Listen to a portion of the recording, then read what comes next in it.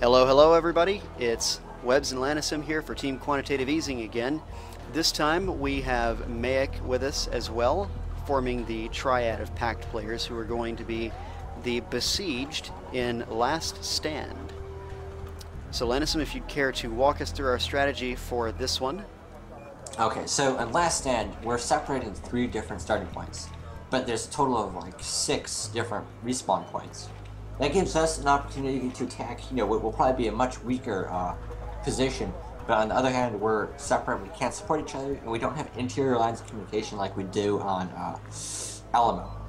So what we're going to do in this map is, MeyeC and Webbs, they're supposed to be the ones attacking some respawn point, probably India, and of course holding their points. Whereas I, down in Gulf, the South Point, am supposed to just hold my ground. That's the idea. It doesn't quite work out that way. So, Webbs, do you care to explain your starting call-in? Sure thing. So what I'm doing right now is I'm actually swapping my command vehicle out for command armor, and ironically enough, unlike in Shoutcast number 7 that we released prior to this one, this was actually recorded before that video, so I don't know why I didn't swap out for command armor and some of those other ones. I guess I'm just a Looney Tune. But anyway, what I'm doing here is I know that it is very smart on this particular map, given the very, very high concentration of woods just scattered everywhere, especially up here in the upper left corner, to get lots of infantry.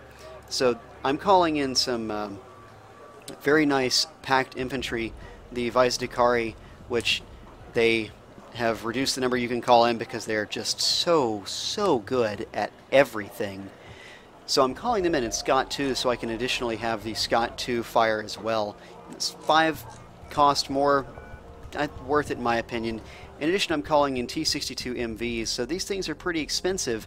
6 front armor, 3 side armor for 95 apiece, but look at those ATGMs, 10 accuracy, 10 AP, and an 8 accuracy, 9 AP main gun.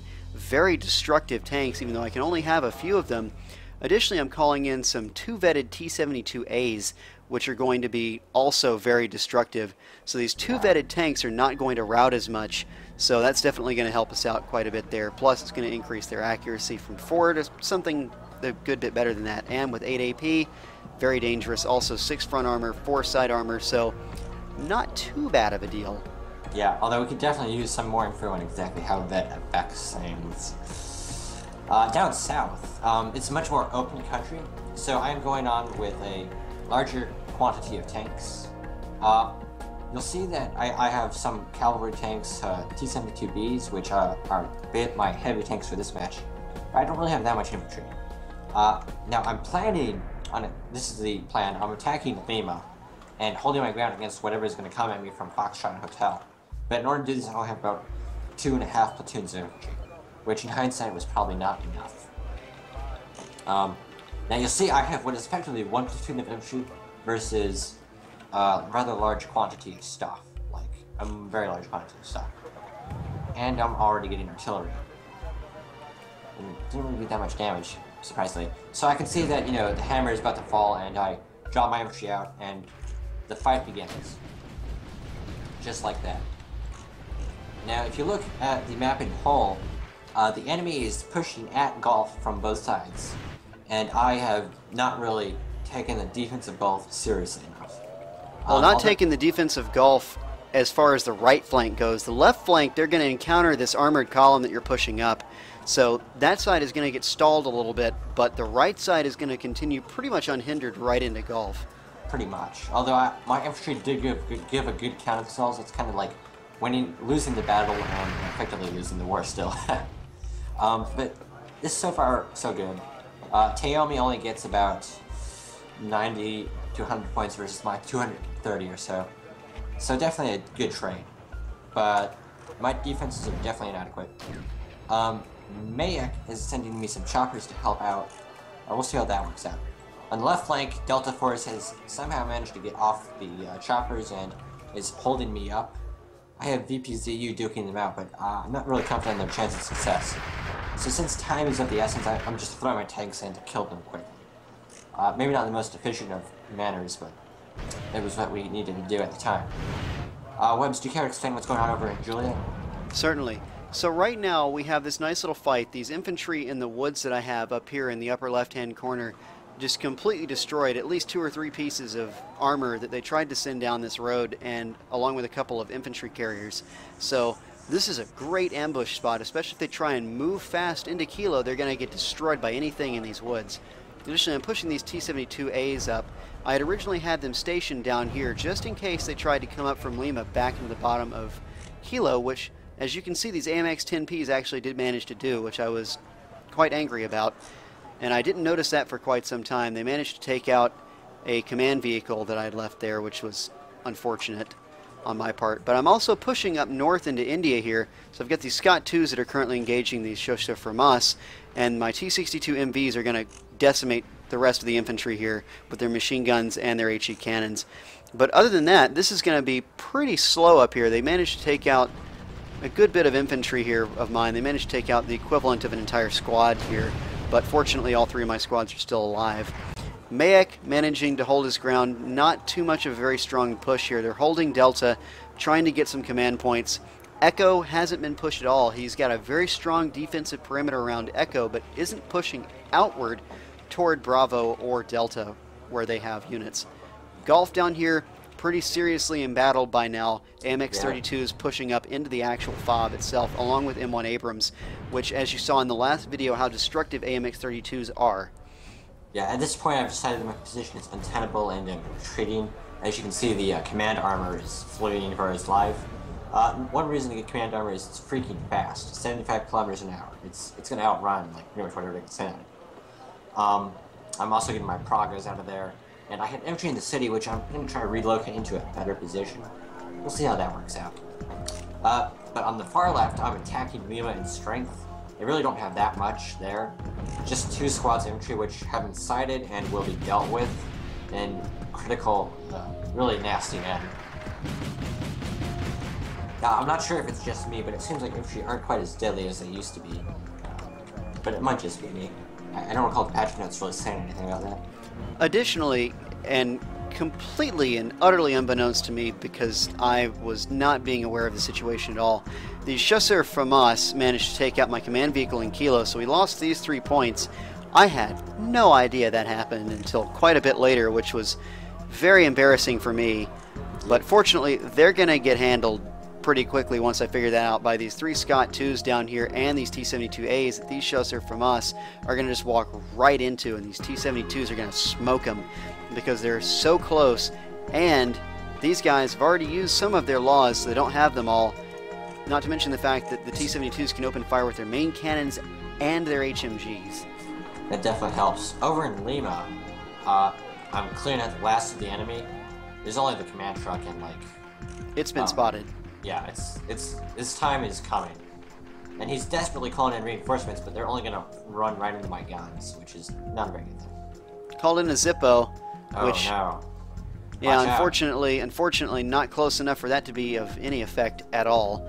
But Zippos and Flame Panzers in this particular game mode are more effective than you could possibly imagine. Here come my Scott 2s going back into Kilo, trying to hold this FOB because I want it for the resupply points. These Spadochroniarzi are going to open up on these Chasseurs from us, which are either going to be forced into the T-72A or forced into the guns of the Spadochroniarzi, which are being repaired by the FOB. So they're going to get obliterated. Over here in Echo, not really much to talk about because there's no attack going on here. So I've been holding my position up in India a little bit. As you can see, they have no command vehicle up here, so they're not being able to call anything up there. Right now, I'm focusing my attention on making sure that Kilo is secure before I begin to try and formulate how I'm going to attack Juliet. Yeah, it's really a very tactical battle over in Juliet, since you've pretty much beat each other to a pulp, and there's really not that much to go around.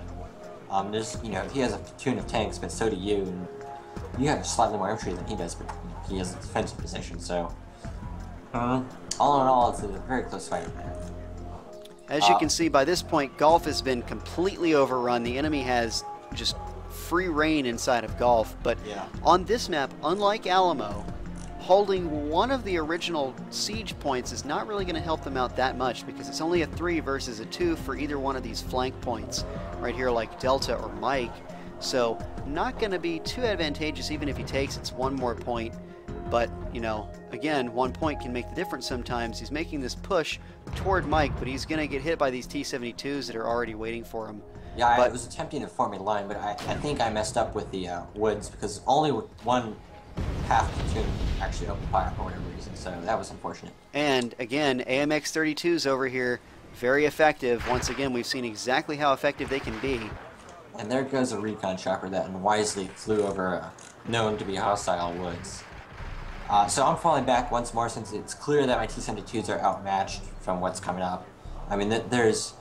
Ooh, let's just do a quick count. 2, 4, 6 heavy tanks headed their way. So 6 heavy tanks plus 2 tank destroyers and 4 AT trucks. So yeah, I'm just slightly outclassed here. Not a that's actually 6 heavy tanks coming for you. 2 M1A1 Abrams and 4 no, I'm sorry, 2 AMX-32s and 2 AMX-30 B2s, which are still pretty effective. Not quite as effective as their big brothers, the AMX-32s, but the upgraded variant of the AMX-30 is still very, very effective. 10 accuracy, 6 AP. Those things getting close are going to rip you up. Yeah, this is very much a running battle here. I'm following back my T-72s, and I'm trying to get some flanks off with these BMP 685s, and I'm not really sure why I'm doing those Scots. I think it might just be a meat shield or something. On the South End Hotel, I snuck my infantry in there, looking for command trucks or whatever to kill, but so far not really having much success there.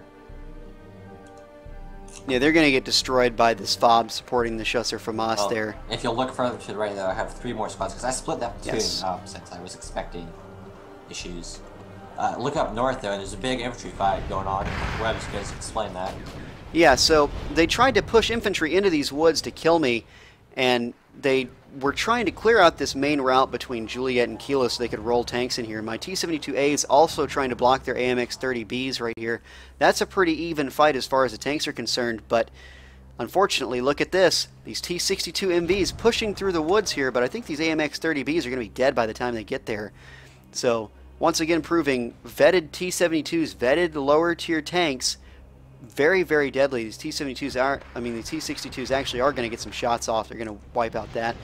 These Vaizdekari up here in the north that were on that road managed to survive relatively unscathed. As you can see, they're pretty heavily vetted now, so these guys are going to be really, really hard to kill. And at this point, my secondary line has been not quite pushed aside, but I'm definitely having to do some other unorthodox tactics. For whatever reason, it seems that the enemy has been dissuaded from pushing ahead, though, which definitely works in our favor. I lost one of my BMP 685s, but I got them saved behind the hill. My infantry to the right are busy doing some behind-the-scenes stuff. I have no idea why 3 of my squads went all the way over there. Beats me. But the other Scot is going to be doing some poor man's recon. And up in the north, it seems that MeyeC is finally making a push on Delta. I think at some point around here we decided that, you know, we need to start taking out their points because they're actually earning more points than we are. We have 3 versus they have 7. Alpha, Delta, and Golf, yes. Yeah, which is basically an unacceptable situation. Again, down south though, my T-72Bs are attempting to make a push and take some kills off at them. And they are engaging something. It looks like ATGMs? Not sure. I believe so, yeah. I think they were originally targeting the HEMTs, but they got behind this hedgerow, so yeah, line of sight was lost. But these, oh, nope, they're still managing to fire on them, and the machine guns are shooting at these ATGM teams here. But these ATGM teams are going to be able to fire back, and here they go, firing at these T-72s here. Hit for direct effect on one of these T-72s, knocking it almost out of commission, but not very quite. Lucky. And I actually managed to kill one of the HEMTs there with a lucky shot. At this point, I figured, you know, he's scared off. I might as well pull back my T-72s and get prepared at the enemy fobs, which, hey, that's always a nice deal. And in Golf, my Scot has discovered the command track, which I don't think is going to move. And by this point, one of their team actually does manage to point out with a beacon that I do have. Unfortunately, he was wrong about the tanks there, but he was right about the infantry here. Still not going to help him out that much because anything that comes into those woods, unless it's artillery, is going to die horribly. And you can see at this point we've called in a bunch of reinforcements, but the enemy has choppers coming in. I do, however, have 2 drop 2s, so that shouldn't be too much of an issue. Okay, so I have actually seen my infantry squad, and they're not just sitting in the woods forever now. That's good. MeyeC is pushing on Alpha, and he looks like he's going to take that without too much difficulty. Not so sure who's winning at Delta. It seems like MeyeC has advantages. He only has 1 Leopard 2, and, well, actually 2 MBT-70s. That's not really still versus the T-55 AMVs with those AT missiles, but True, but they're turned off. They're Yeah. turned off. Not sure what's up with that. And remember, the MBT-70 does have its own missiles, so it's kind of a sketchy fight. Going back to Webb's front, you can see that he has pretty much clear rain. There's some infantry in the woods with his, but Here again, the fight for the Vice Dakari here. Very interesting to watch. These TPC Fuchs going to get wiped out almost instantly. They've managed to spot my T-72As here. I was kind of hoping they would not spot that, but I guess they did. But these Jaegers, I'm going to chase this Fuchs, run into the Jaegers. They're going to get wiped out again. Once again, you can see how fast these Jaegers are going down to these Vice Dakaris, taking almost no casualties at all. Wiped Holy out an cow. entire squad of Jaegers, no competition at all. yeah, it seems, looking at the info, the Vice Dakari actually have 2 HE, which makes them like shock troopers or whatever. So that's probably why they're so effective against infantry. Not to mention the fact that they are very heavily vetted by this point. Yeah, and MeyeC has actually found the enemy command truck and is set to eliminate it. Although it looks like he's basically out of fuel for most of his vehicles. However, I will praise this enemy team. Their communication, the use of these flares was much better than any team we have ever played before, and this game was actually very, very close for us. You can see the points a lot closer than our previous matches that we've shoutcasted here. They definitely have a chance to come back and win this. Unfortunately, they're not going to, but they Way definitely to give it away, Will. Yeah, well, certainly, but Good golf quickly. You can see that my infantry, which have been driving in circles forever, are about to make an assault. The enemy command truck has not moved at all, and I've decided that, you know, my fob belongs to me, damn it. I want my fob. So, I'm gonna drive right in there. And he obviously was not expecting this, and I'm not sure if the fob will give him line of sight on my infantry, but I believe it will, yes. But then he suddenly manages to see this command truck right there. It comes into sight, drops the infantry. These infantry are going to smoke that command truck with absolutely no effort whatsoever. And there's the fob retaken, so now they're going to have to worry about these infantry in the rear, which are right behind absolutely everything. And they're going to take off some of their AA. That's easy to hit. And Q point-blank artillery. Yeah. The infantry were dead as soon as they hopped out of their APCs, but that doesn't matter. And as you can see here, MeyeC is calling for assistance over here at his Leopard A2s and these MBT-70s. He sees the T-55 AMVs and these AT teams here. MeyeC is actually the name of the native guy. Yes. So he manages to see these things here, but He can't do anything about it. apparently he can't see them. No, he cannot see them at all. He just knows there is something coming. There's something over there. It hasn't moved. He is unable to advance. Yeah, that you really need recon. If you look at the enemy's point of view, they really can't see anything of ours. Like, they actually can't see anything at all. No, they can see. They can see your rifle squad right there, which is getting wiped out now. But again, taking out that command truck was a very, very big hit for them, because now, in terms of call-in points, they have Juliet in the north, and they don't even have Bravo in the north anymore. So really, push from Bravo, by the way. Right, they do not have almost any call-in points. So right now, it's mainly up to me in the north, in the northwest, in order to keep them off of this, in order to keep their reinforcements off the battlefield, which I'm going to do through great effort and great expenditure and loss here. Yes. But here comes this big push. Leopard 2A4s here, or a Leopard 2A4, along with these 4 tank destroyers and some Zippos coming up. Take a look at exactly what they have. Some more tank destroyers, more Zippos here. They're going to try and take out these faggot infantry right here, these anti-tank teams, which are going to be very devastating to this Leopard 2A4 here as soon as they get into line of sight, which they're currently on this hill. Leopard 2A4s are going to have to crest this hill in order for these anti-tank teams to shoot at them. That is going to be interesting. I don't think I ever got a very good line of sight on this match when I was actually playing it. Not really sure how good Pagot teams are going to do at such point-blank range. But this, remember, this is 6 teams total in 2 or 3 platoons. Now, I will admit, anything that is smaller than a main battle tank, Oh, that dang. Leopard 2, oh Did man, it hard. that was rear a armor, very, too. very expensive loss for them. And this Leopard 2A4 turned his rear armor toward him too. So He got over the 145 loss. Yeah, he got away by going over that hill.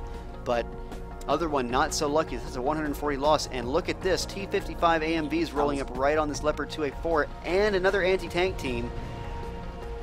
It's not going to be pretty. No, certainly not. He definitely wasted a bunch of MeyeC's missiles there by going over that hill again. But He's more not going to get hit by that, but that missed missile is going to hit the tank destroyer behind him. I'm not sure it missed in that case. I might have actually aimed for it.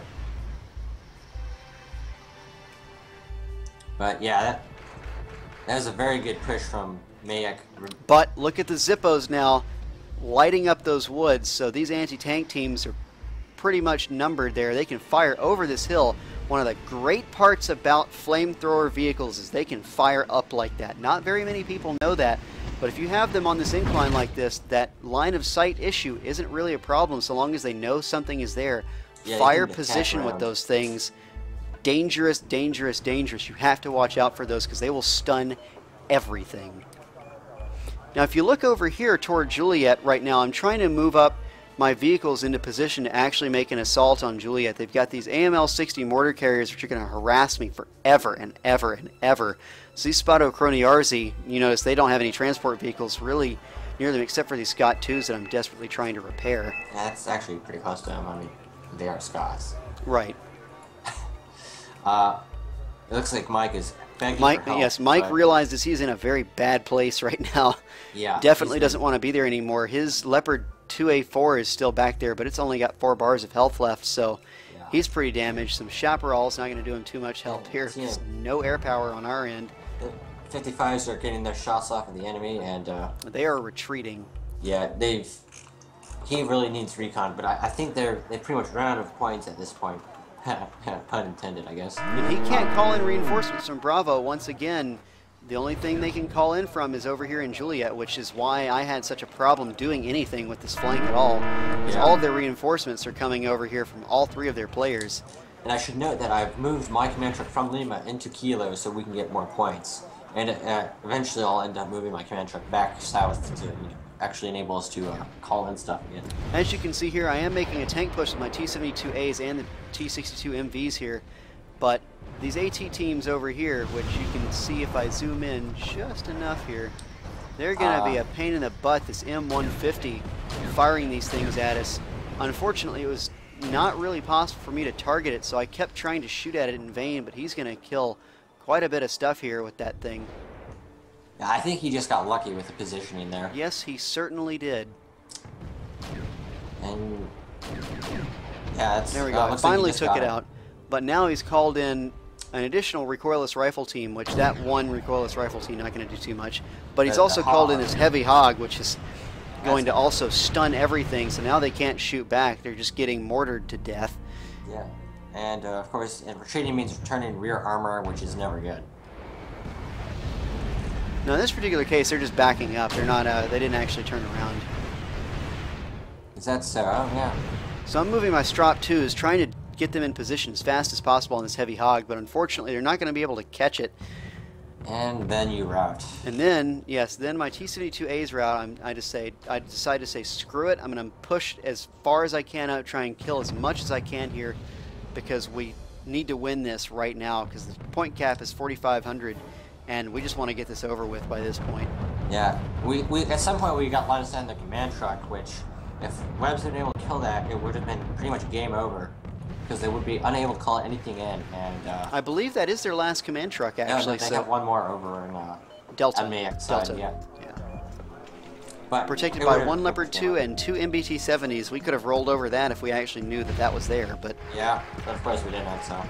And now they're starting to call in some additional stuff, anti-armor units, this AMX-90 Lynx, plus this AMX-30V2. And there goes the hog. Finally. But they did manage to take out one of the T-62 MVs, the rest of them rout. That's a 95-point loss for me, so very painfully felt.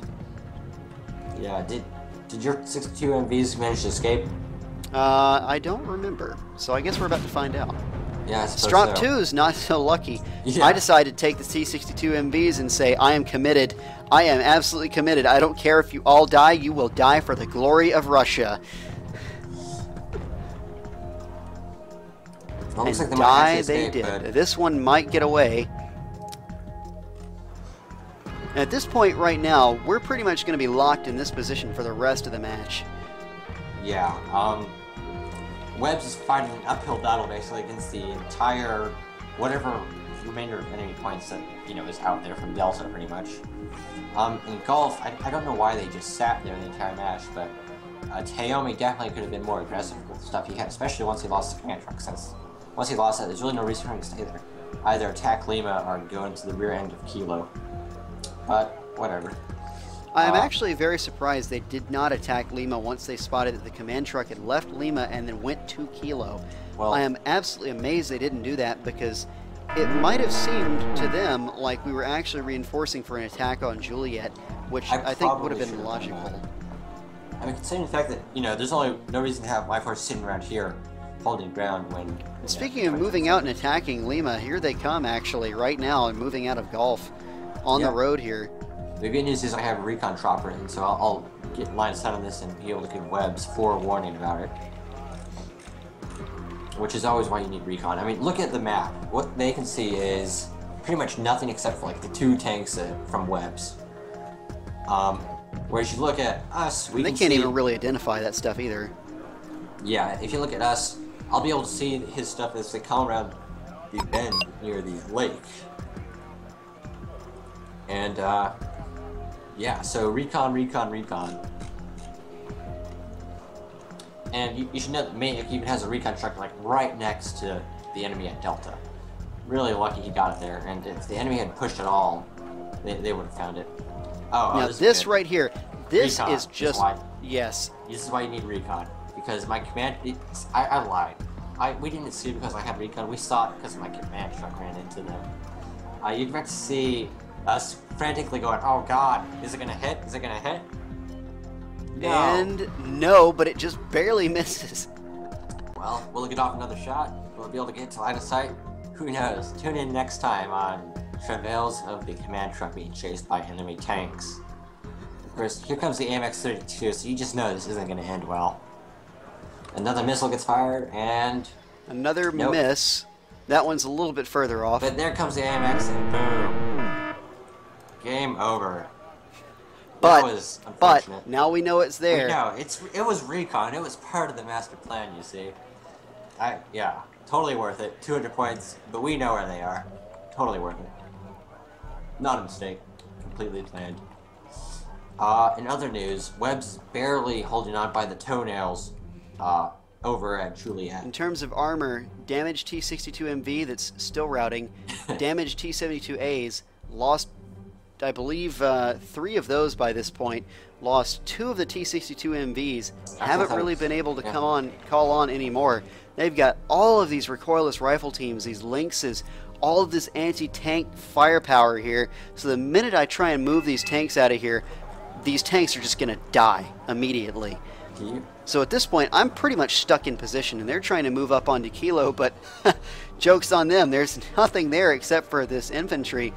But guess where that infantry is going? They're going right here to the edge, right here, right on this road. So the minute these tanks come in, and you are about to see why moving tanks through an urban area is a very poor idea. Yeah. And my recon chopper is flying around trying to keep eyes on all of this. Whatever reason, I'm moving a BP-685 back. But now my surviving T-72Bs, which up till this point in the match have basically been running from the enemy almost, are finally getting into a fight that they can actually win. So they're taking pot shots at the rear of the M1 Abrams. They get a few hits, but nothing serious. They're going to get away. But they are going to smoke the Chaparral, though. Yeah. Bang. There it goes. The mortars, they fire, but I mean, they're really not going to... They're going to be obnoxious. They're mortars. Yeah, I mean, really, this is heavy armor. They might stun them a little bit. Worried about oil leaking or something at this point. Okay, so I know that the enemy doesn't have that much stuff there. He has 2 M1 Abrams, which I can beat, although I would like to avoid taking pointless casualties. So I'm going to be trying to flank them, going around the far left side of this hill. and then going up. So we can see what they see right here. They can't see them coming at all. They can see the recon chopper, which means by the time they see the recon chopper, they should automatically assume they've been spotted. And here, as you can see, they're not flashing anymore, so we know where all of these edge units are.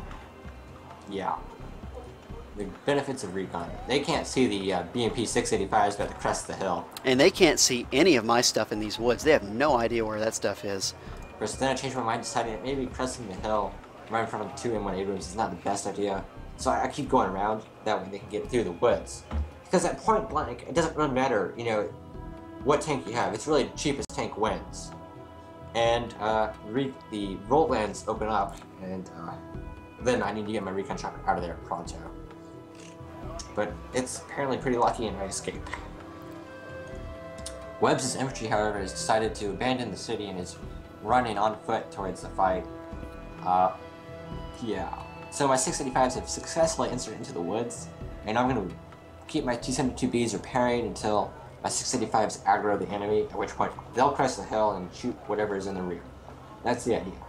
We'll see how... Now, MeyeC has been down here playing footsies with these Leopard 2A4s and these MBT-70s. Notice by this point he's managed to kill one of these MBT-70s, but he's been pushed back a little bit, so apparently MeyeC has decided to attack with the 2 remaining tanks he has, which is somewhat of an interesting decision considering these are very expensive tanks. Yeah, they have 300 points left, and look into the match in the woods. This is pretty much it right here. The 685s have destroyed the chaparral and something else, and now they're hunting. I'm not really sure where they're going.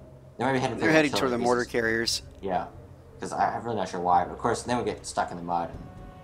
Yeah, thanks a lot. So at this point, I figure it's pretty much safe for my 72s to move, and Xandos apparently is saying attack. I don't know if he's looked at the map recently, but... he is trying to push me, and he does manage to cause some damage to these T-72s and then with his reportless rifle teams. Point-blank firefight with the M1 Abrams, but I don't think it's going to work out well for me. Nope. They lost. Poor 685s. But look at these Spadochrony RZ here. Infantry versus tanks. We'll see how Will that work for us? Let's find out, because it's 44-69 here. Where is the winning kill going to be? Is it going to be with these infantry? No, it doesn't look like it. Well, they get a rocket off, but it looks like a miss. Wow.